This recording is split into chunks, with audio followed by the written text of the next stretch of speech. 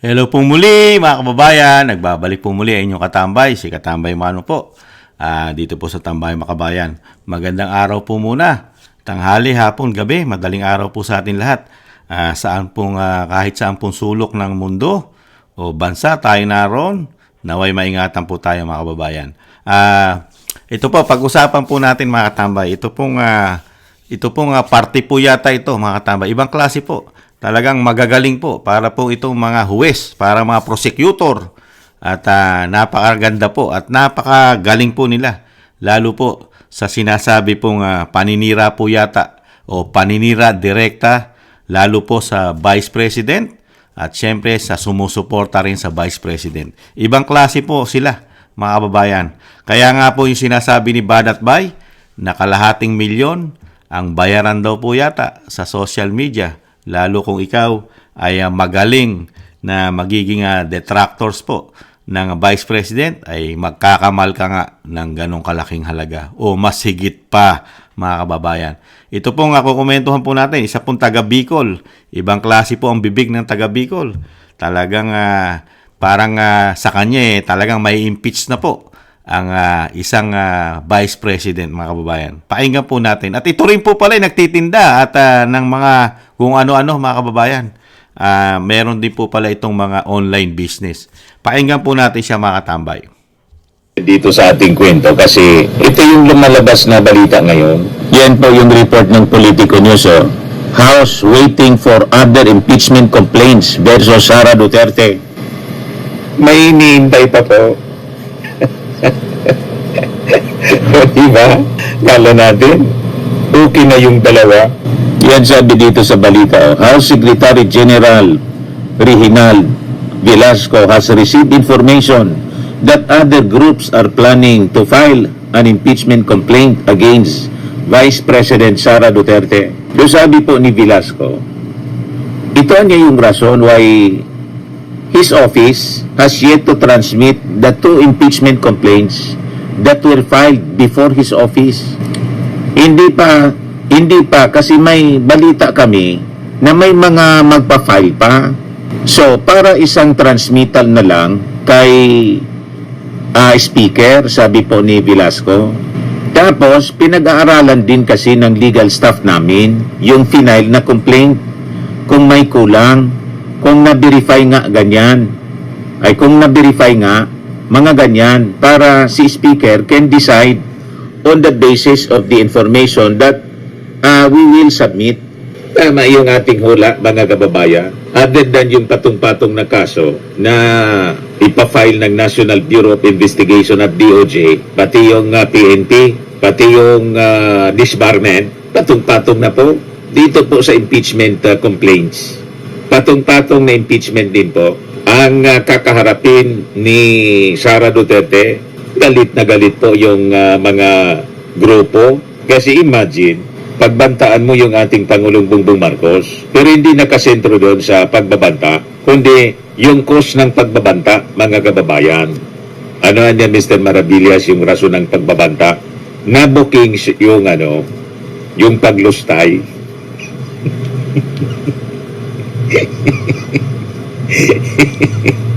Yung nag-trigger po, yung investigation sa confidential funds, nagwala po si Sara Duterte. Yun ang nakatrigger sa kanya kasi na-corner na. So sabi dito ni Velasco, inamin niya na some lawmakers had approached him to discuss Mga tambay, narinig po natin si Maravillas po yata ito mga tambay.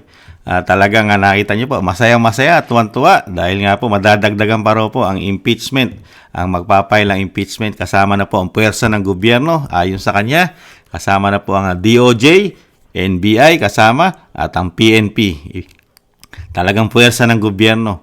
Ano sinasabi niyang ground? Una raw yung pagbabanta. Sinama na yung pagbabanta. Pero alam naman po natin na abogado ang Vice President. At hindi po yata abogado ito. Mga tambay, usapin po yan ng legal. Kailangan po dyan ay abogado ang mga issue na yan, lalo sa pagbabanta. At alam po ng Vice President ang kanyang sinabi riyan. Di ba? Meron na po tayo pinalabas dyan kung ano po ang sinabi ng Vice President. Siya po ay isang abogado. Siya ay lawyer. Hindi po yata alam ni Maravillas yun, mga tambay. Ito, pakinggan po natin sabi ng Vice President. Take it out of its logical context. Abogado ako. Alam ko kung anong illegal at illegal. Alam ko kung anong actionable at hindi actionable. Hindi actionable ang maghabilin ka. Hindi actionable yun. Walang active threat kung hindi ako mamatay. Walang mali doon. Walang illegal doon. Kaya narinig mo. Pinipilit nila to Narinig mo, Maravillas, abogado ang Vice President. Wala siyang nakikitang mali bilang abogado sa kanyang binitawang salita. Di ba? Naghabilin siya. Naghabilin. Usaping abogado yan. Hindi usaping chismis. At conclusion po na isang vlogger na nagtitinda po ng online business, mga kababayan. At hindi rin po, at sinasabi niya rin po yung confidential fund. Nag-release na po, naglabas po ng statement ang COA na wala po silang nakikitang korupsyon sa Vice President. Wala po nakukuha o nakikita, mga katambay. Ang nagsasabi lang po ng korupsyon ay ang Quadcom. Kasi ang Quadcom ay nagtayo po ng sariling COA. Nagtayo po ng sariling COA, sila na po ang nag-imbestiga. Sila na rin po nag-audit ang institusyon po ng Quadcom, ang COA, sa House of Representatives, mga kababayan. At wala rin po nakitang korupsyon. Kasi tinututukan lang po ni Maravillas yung 125 million. Pero hindi niya po nakita yung malaking korupsyon ng bansa na mismo taxpayer ang kinuhanan at mismong pera ng taxpayer na napakalalaki numero ay hindi po nakita ni Maravillas, mga katambay. Ano po ito? Tingnan po natin yung sinasabi po ng ating na ating dating Pangulong Duterte. Na ipalabas na po natin to. Tingnan po natin. Nandito po yung pera. Teka. Hindi po pala ito. I-set up. Ito po.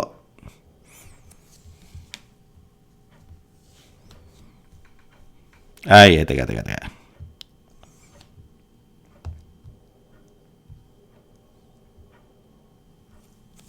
Set up ko lang po,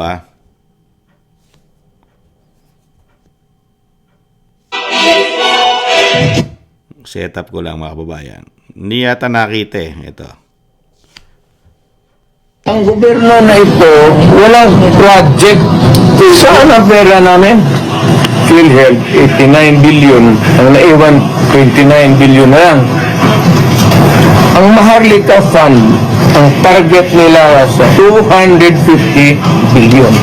Kinuna nila ang GSIS ng 62.5 billion. Yan, pera rin ng mga taga-gobyerno yung empleyado. Ang SSS, kinuha rin 62 billion. Private lang yan. Umabos na Romualdez kasi Romualdez, may 5 mil kayo ngayon. Kita ko sa CCTV ko So, kung walang pera, anong gawin nila? Maghirap. Ayan, Maravillas, di ba nakita yan? O talagang bulag at pipit bingi ka dahil sa kumakalat na issue na kalahating milyon. 500,000 ang bayaran daw sa mga ganitong klaseng vlogger na mapapanood natin sa social media. Walang nakikitang korupsyon doon sa administrasyon. Kilalaking pera ng taong bayan. Taong bayan po ito, contribute po ng taong bayan. Pero wala pong nakikita ang isang vlogger ng taga Bicol. Dahil nga po, silaw na silaw yata sa binabayad po na administrasyon. Na yung pera, yung pera, mga katambay, ibang klase. Kilalaking pera natin. Tapos may mga vlogger tayong makikitang ganito, nangiinsulto pa, na wala naman yata ang kaalaman at kaalam-alam sa batas. Mga kababayan, abogado ang isang vice president, at dun mo lang dadalin Mga katambay, ibang klase. Talagang ibang klase pamumulitika sa atin dahil pagdating sa pera, pati pagkatao mo, dadaanin mo na lang po sa ngisi, tawa, para yung mismong pagkatao na binenta mo yata sa salapi ay mapagtakpan ng tawa at bungis-ngis at ngiti, mga kababayan.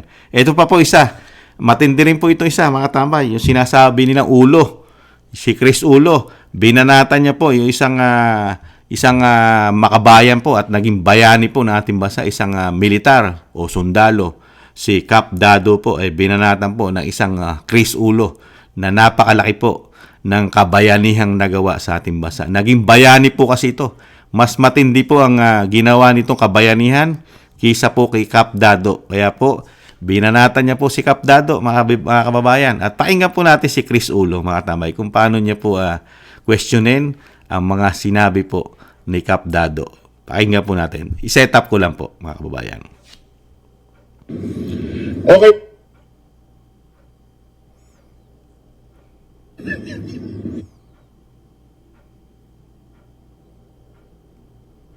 Ito po. Abay, hindi. Kaya grabe tapa ako. Pinagmumura pa tayo. Taong bayan daw. Pero pakinggan muna natin itong video niya. May sinasabi siya rito eh. Ito kay Inday Sara, may pag-asa kayo. Kahit question mark yan, hindi nyo alam ko ano. Mas maliwanag dito kaysa doon sa kabila eh. Madilim yung kabila eh. Kadimonyohan eh. At nagugulat ako, may mga...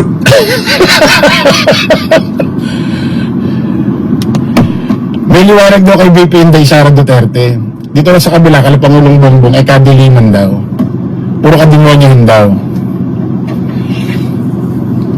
Alam mo sir, kung kakampi ka sa mga Duterte, kumampi ka. Oo. Pero huwag mo naloloko yung sarili mo.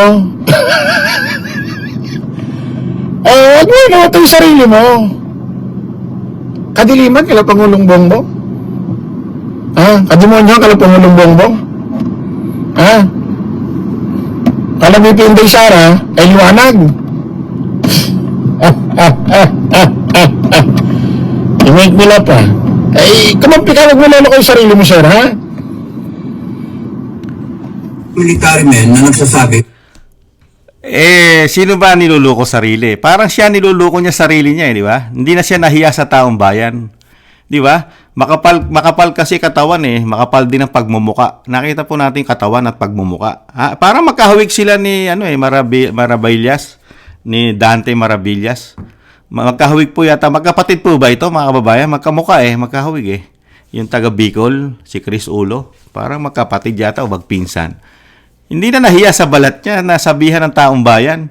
Yung taong bayan na maliwanag at malinaw ang isip, katulad po na inyong lingkod, nakikita na inyong lingkod, ang sinasabi niya po na wala po yata siya nakikita, mga kababayan. Yung sinabi ko na nga yung napakalalaking korupsyon na sinabi ni dating Pangulong Duterte. Di ba? Istapa yun Istapa ang ginawa sa mga Pilipino. Kuhanan mo ng pera ang PhilHealth na hindi bababa sa 60 billion. Ganon din po ang Maharlika Fund. Ang galing din po sa Land Bank yan. Pera ng gobyerno, pera ng taong bayan na hindi bababa sa 250 billion ang target nila dyan. GSIS, nakuhanan na po nila 62.5 billion. Ang SSS, 62 billion. Pero meron po isang Chris Ulo na wala pong nakita at ang kaliwanagan daw yata at ang kadiliman at parang sinasabi niya na kinukutya niya pa yung sinasabi ng general ng Kapitan Dado, ni Cap Dado, mga katambay. Samantalang yon malinaw ang pag-iisip noon at alam noon ang nangyayari sa bayan dahil yun ay isang militar, naging militar. Alam niya ang nakikita niyang malaganap na korupsyon at maling paggawa at paggamit lalo po sa kaperahan ng ating bansa. At hindi pa kasama flood control dyan. Chris Ulo, wala ka ba nakitang flood control project na hindi bababa sa 1.4 billion ang ginastos? Walang korupsyon yan, Chris Ulo. At isa pa, maniniwala kami na nasa kaliwanagan ang Pangulong Marcos Jr., Chris Ulo, kung ipada-drug test mo, kasama ka, magpa-drug test ka na rin. Sumama ka na magpa-drug test. Yung hamon at sinasabi ni Vice President, lahat halos magpa-drug test. Sana pati mga vlogger na katulad mo, magpa-drug test din. Isama mo na. Si Jarrett, magpa-drug test po kayo. Baka po yung sinasabi ng Vice President, dahil mismo sa Malacanang, sa facility ng Malacanang, ay meron pong nagaganap na bentahan yata o supply o hindi malaman kung ano ginagawa ng mga tulak ng droga ron sa loob ng Malacanang. Nahuli po yan sa loob ng Malacanang, sa facility. Ibang klase ka, Chris Ulo. Kung sa'yo lang, mas paniniwala ko si Kap Dado. Dahil unang-una, dinadaan mo lang sa tawa. Dinadaan mo, wala ka man lang figure, wala ka man lang pinakikita sa amin na talagang ang Pangulong Marcos ay napakagaling at napakahusay na Pangulo ng bansa. Samantalang kami, nagbibigay kami ng report na nangyayari, kaperahan mismo. Nawawala ang pera ng taong bayan. Hindi malaman kung saan dinala. Dahil ito'y legal. Illegal po ito. Illegal nilang kinuha dahil pera ng taong bayan ito. Contribute ng taong bayan, Chris Ulo. Contribute. Pero dadalin mo lang kay Dado. Totoo lahat ang sinasabi ni Kap Dado kaysa sa'yo. Okay si Marcos. Grabe. Okay daw si Ross. Tabutihan daw si Marcos. Shit talaga. It has to end. Sooner, the better. Why? Sabi daw ng mga military, okay daw si Marcos, mabay daw si Marcos. Anong pakialam mo? Anong pakialam mo? Ikaw yun ang sinasabi nila. Marunong ka pa sa kanila. Naiingit ka ba? Because pagka tayo lang ginawan drug addict para tayong mga baka, mga kambing, mga... Tanong mo, gumagawa na ng istorya. Gumagawa na ng... gumagawa na... Defensive, ano? Defensive siya pagka sa issue ng droga. Bakit kaya, Chris? Defensive ka. Gumagawa ba ng issue ang Kap Dado pagdating sa issue ng droga? Totoo po yun. Kasi, meron po kasi nagpatotoo. Ayaw lang po tanggapin sa isip dahil nga po, mabubuko at mapapahiya itong si Chris Ulo. Kaya po, defensive siya. Dahil una-una, yung sinasabi ni Kap Dado tungkol sa droga, may katotohanan yun. May mga ebidensya po yun. Ayaw nga nilang patulan dahil alam nila mapapahamak ang Pangulong Marcos pag inimbestigahan ito sa Kamara at Senado. Lalo si Cathy Binag. Meron po kasing hawak na USB at mga ebidensya si Cathy Binag. Nakita niyo po bang pinag-usapan si Cathy Binag? Pati po ang press, ang mainstream media. Kaya nga po, defensive eh. Iwas na iwas ang isang Chris Ulo pagdating sa issue ng droga. Bakit kaya? At ginagawa niya na po, nakita nyo, binabanatan niya na sinasabi pong gumagawa pa ng kwento ang isang Kap Dado. Ibang klase ito. Istorya, pag tayo lahat ginawang addict, Sino nagsabi nun? Si Cathy Binag. Sir Dado, sino nagsabi nun lahat gagawing addict? Sino nagsabi nun? Mangyayari yun. Imahinasyon mo yan eh. Mangyayari yun. Ikaw ang ayaw mong tingnan ang katotohanan ng Pilipinas. Laganap ang droga sa bansa. Mismo ang international nagkakaroon ng pagsusuri. Di po ba? Ang krimen laganap. Kahit tingnan mo sa buong Southeast Asia, hindi nawawala ang Pilipinas sa laki ng volume ng krimen at droga. Chris Ulo, mangyayari sa bansa natin na lalaganap na naman talaga ang droga. Dahil nga po, nakita po natin nung panahon ni dating Pangulong Duterte, pati po mga kapulisan gumagamit ng droga. Dahil ngayon mismo, ang ating PNP chief ay nakapagbitaw ng salita ng mga nakaraang balita at mismo siya ay parang hindi niya tinuturing na masamang bisyo ang droga at ito'y nakakatulong pa. Lalo sa mga nagtatrabaho ng panggabi. Dagdag oras daw. Dagdag gising. Dagdag lakas. Kaya wag mo kaming gaguhin, Chris Ulo. Kumuha ka muna ng figure. Magbigay ka sa amin ng packs. Di po ba? Sino nagsasabi na gumagawa ka ng sarili mong issue, Brad? Sino nagsabi na gagawin mga adik mga tao? Nagsabi nun? Kanino? Sino nagsabing tao nun? Uti. Mga subject of drugs, and then you become addicted. Tama. Tapos na tayo. You better stand up, Filipino people. Okay, ngayon papakinggan natin ito mga kababayan. Ito ho si Dado. Oo. Ito ho si Dado, nagsalita ng mga panahong kasagsagan ng sidewalk people power. Oo. Hindi nga sa people power to, wala nga sila sa harap ng Edge Shine. Oo, nasa likod sila, harap sila ng Robinson, parang ang dating nagrarally, nagwe-well ka, kala mo mga empleyado ng Robinson eh. Kala mo humihiling ng taas sahod.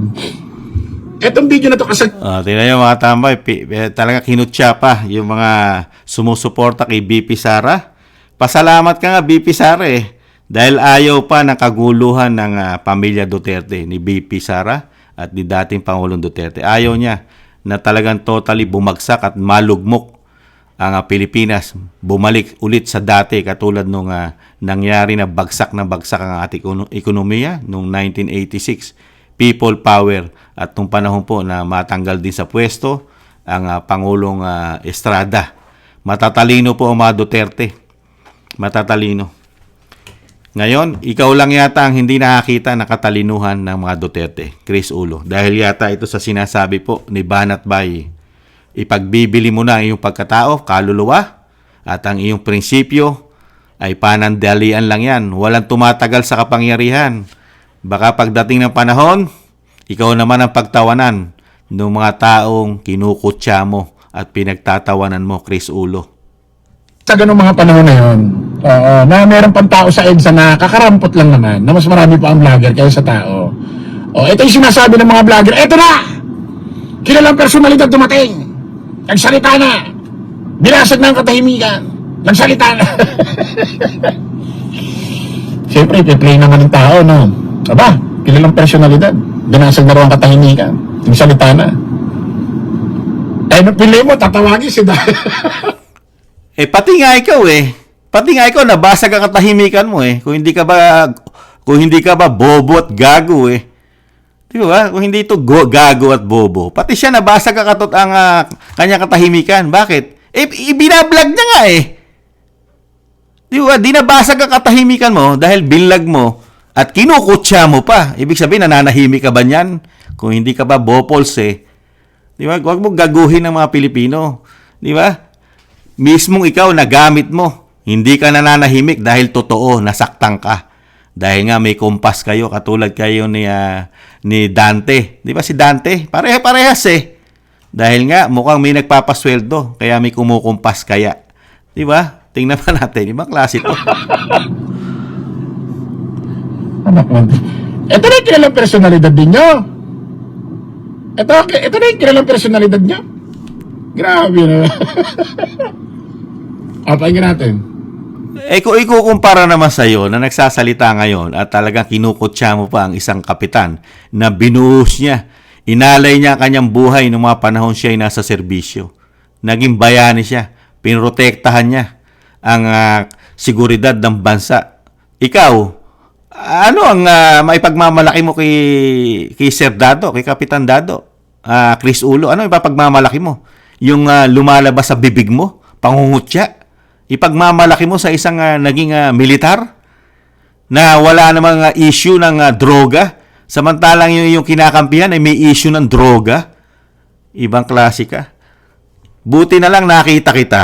Kung hindi kita nakita, nako po, napakasarap mong komentuhan. Napakasarap palang komentuhan ito ni Chris Ulo, mga tambay. Sumobra na po pala hangin sa ulo nito. Sumobra na po, kaya pala ulo. Napakaraming hangin at kayabangan ang nasa ulo pala nito, mga tambay. Si Chris Ulo. People of the Philippines cannot get their acts together. The people of the Philippines do not know their map. Masaktan yan. Kasi papatayin namin kayo lahat. Uupusin namin kayo. Yan ang threat sa presidente. Putangin na nyo lahat. Subukan nyo kami ngayon. Gago kayo. Grabe tapang mo.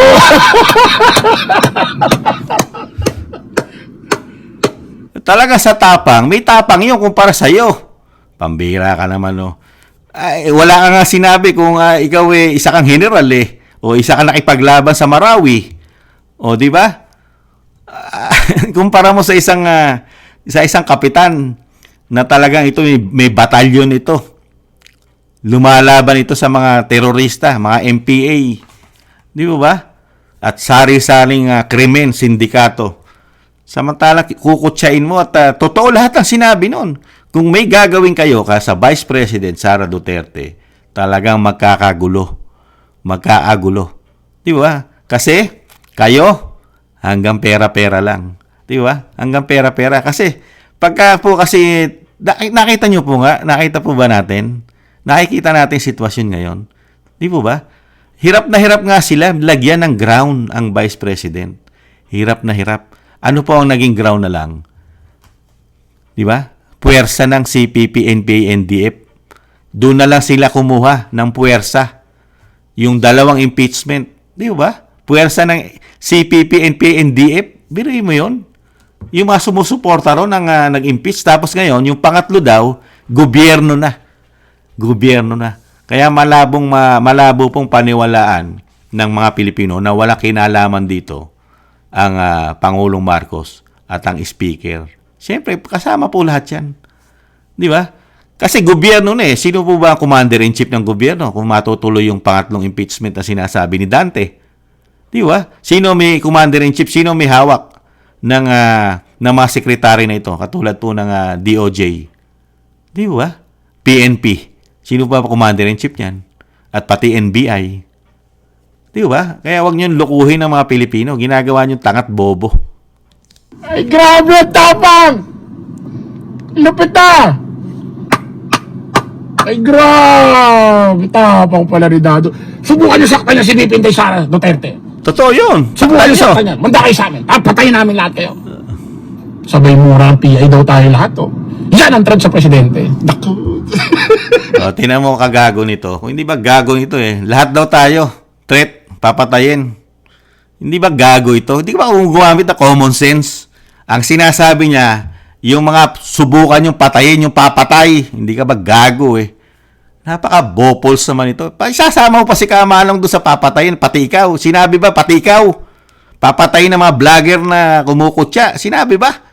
Kung sinabi ni Kapdado na papatayin din ang mga kumukutyang vlogger, ang mga bumabatikos na bayarang vlogger, matakot ka. Pagka sinabi ni Kapdado na papatayin din niya ang mga bayarang vlogger na naninira ng gawa-gawang kwentong mga vlogger na bayaran daw na tumatanggap na malalaki, maniniwala ako na matatakot ka. Dahil may pagbabanta sa'yo, Chris Ulo, kung sinabi ni Kapdado. Maliwanag na maliwanag pa sa sabaw ng puset. Chris Ulo, yung mga magbabanta, papatay, magsasasaktan. Bakit sasaktan mo ba ang Vice President? Pagbabantaan mo ba buhay ng Vice President? Chris Ulo, kaya sobra ka makareact. Kaya napakalaki ng ulo mo. Ayaw mong gamitin ang common sense mo. Ibang klase ka.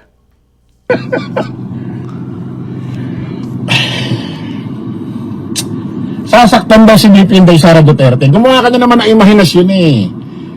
Gumawa ka na naman ng imahinasyon para sa ni Pusit. Yan na natin. Kwentong kutsero. Kwento lang ng kwento rin pala, mga tambay. Sasaktan daw, sasaktan. Sinabi ba ni Dado, ni Kapdado, na sasaktan nyo? Di ba? Subukan. Subukan yung saktan. Iba yung sasaktan kisa sa susubukan. Ibang klase to. Napakalaki ng ulo, napakalaki ng katawan, mukhang walang laman. Sinabi nga subukan nyo. Di ba, subukan nyo.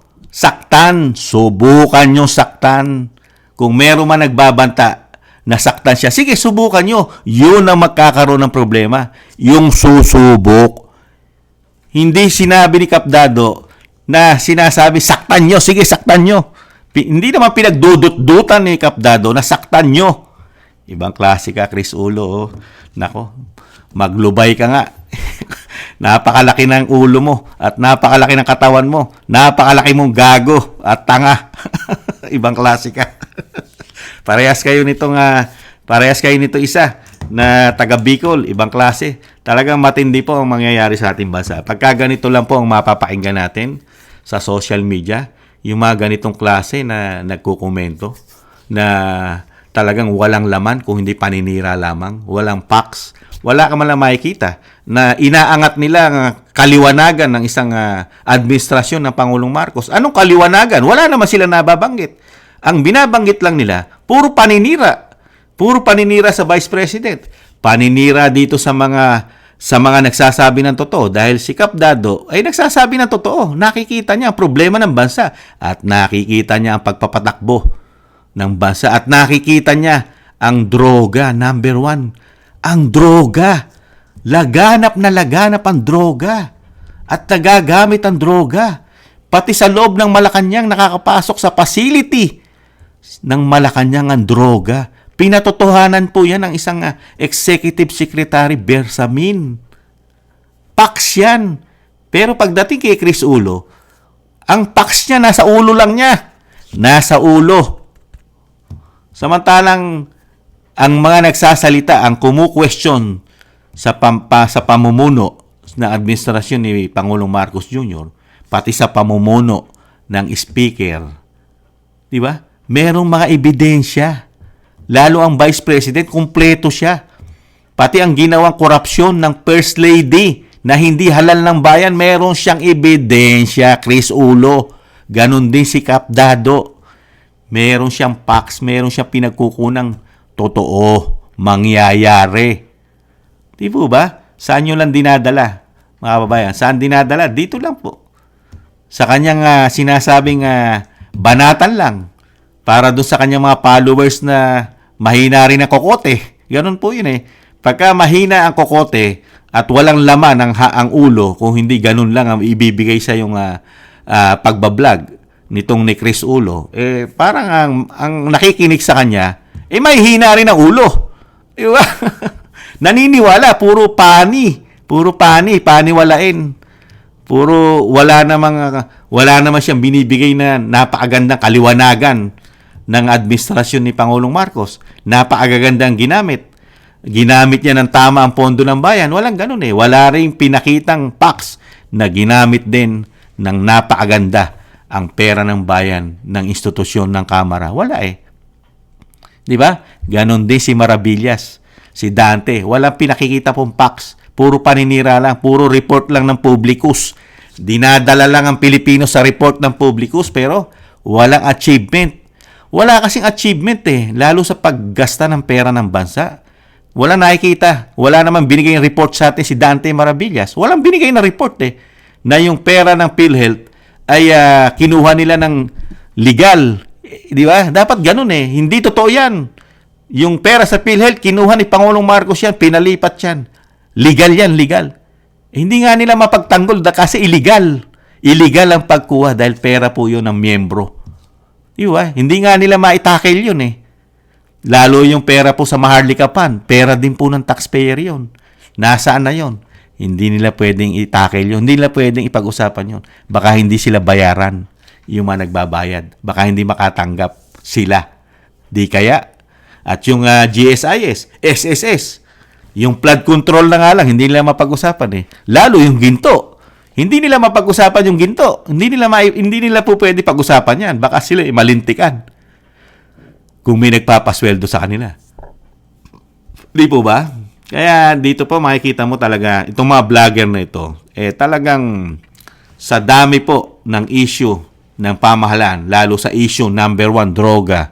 Yung droga na hindi po matuldok-tuldukan.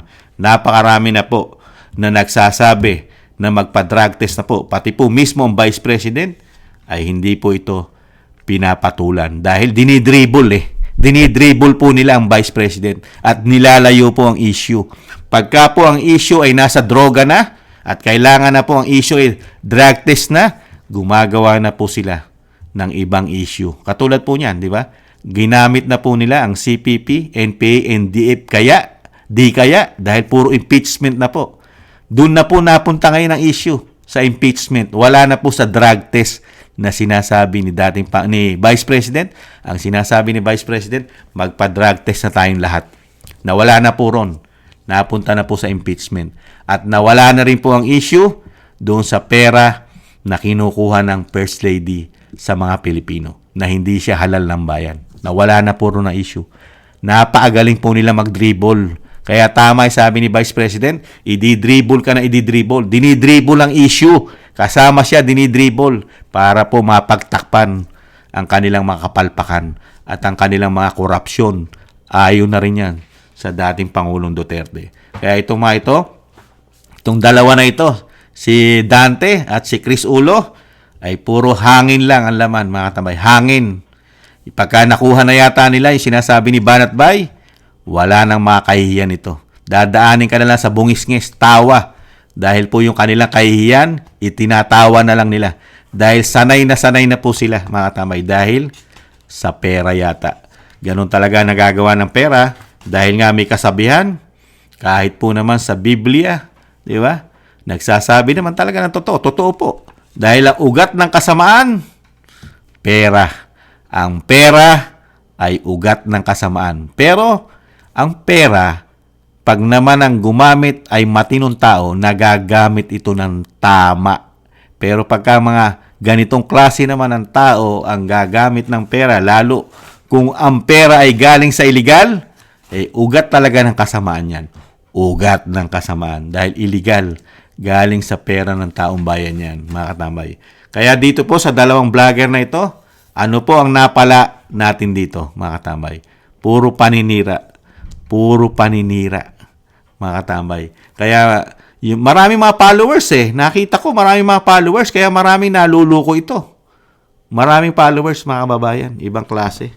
Ganun talaga sa ating bansa. Karamihan yata mga followers nito, mga addict Hindi kaya? Mga addict. Mga sumusuporta sa addict. Mga katambay. O kaya sumusuporta sa korupsyon. Dahil sanay na sanay sa korupsyon Muli po si Katambay Manong, nakakalungkot po na ganito po ang nangyari. Lalo po ang social media natin. Napasok na rin po ng sinasabing nababayaran yata ng mga politiko. At nagpakasama na po ang karamihan nating vlogger dahil lang sa pera. Hindi po sila, walang mga contentment. Hindi marunong makontento ang mga vlogger. Kumikita ka na, binabayaran ka na, nagbabayad na sa iyo ang TikTok, nagbabayad na sa iyo ang Facebook, nagbabayad pa sa iyo ang YouTube. Hindi ka pa maging masaya. Dapat masaya ka na. Magkaroon ka ng contentment sa buhay mo. Isang beses lang tayo mabubuhay sa mundo. Gawin mong tama. Huwag kang magpakasama dahil lang sa pera. Isa lang ang buhay natin. Di po ba, mga kababayan? Isa lang yan. Wala na second chance yan.